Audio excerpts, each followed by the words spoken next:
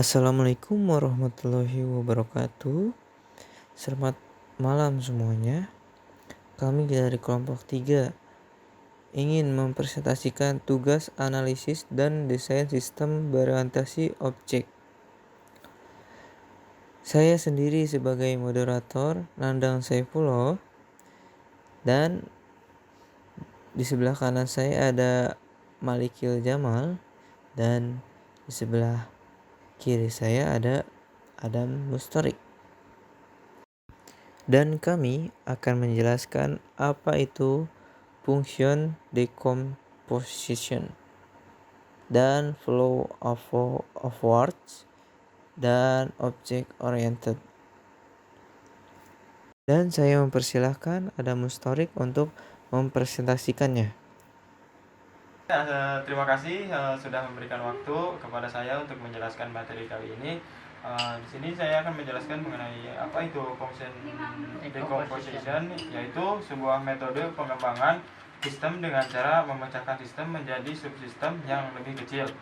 Yang kemudian di sini ada data flow approach, yaitu penggambaran sistem sebagai jaringan kerja antar fungsi yang berhubungan satu sama lainnya dengan aliran dan penyimpanan. Yang kemudian ada object oriented, di mana object oriented ini yaitu metode pemrograman yang berorientasi pada objek. Untuk fungsi decomposition method sendiri, di sini ada beberapa fungsi, yaitu dari hypo, hierarchy plus input process output.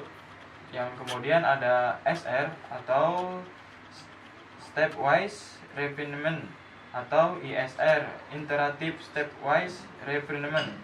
Dan yang terakhir ada information heading. Yang kemudian di sini ada jenis data flow apport, yang mana data flow apport ini terdiri dari DFD yang level 0, yaitu konteks diagram, dan kemudian DFD level 1, dan kemudian yang terakhir adalah DFD level 2. Mempersilahkan Malikil Jamal untuk melanjutkan. Terima kasih untuk waktunya. Selanjutnya saya akan menjelaskan mengenai bentuk data flow diagram. Diagram alur data fisik. Diagram yang lebih tepat digunakan untuk menggambarkan sistem yang ada atau sistem yang lama. Penekanan dari DATF adalah bagaimana proses-proses dari sistem diterapkan, dengan cara apa, oleh siapa, dan di mana, termasuk proses-proses manual. Yang kedua yaitu diagram alur data logika. Diagram yang lebih tepat digunakan untuk menggambarkan sistem yang akan diusulkan atau sistem yang baru. Untuk sistem komputerisasi, menggambarkan DATL hanya menunjukkan kebutuhan proses dari sistem yang diusulkan secara logika. Biasanya proses-proses yang digambarkan hanya merupakan proses-proses secara komputer saja.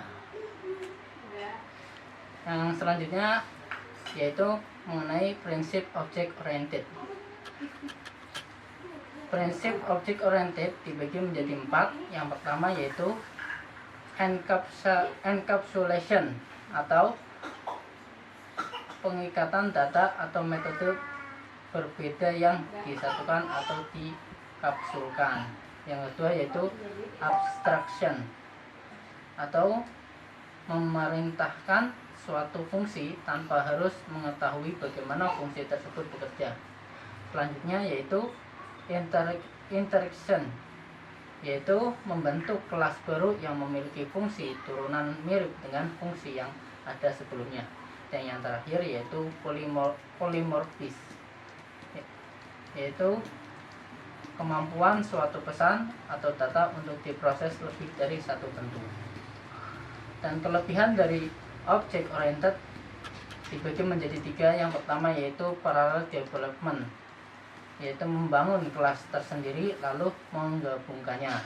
Yang kedua resolvable atau dapat menggunakan kelas yang ada sebelumnya. Dan yang terakhir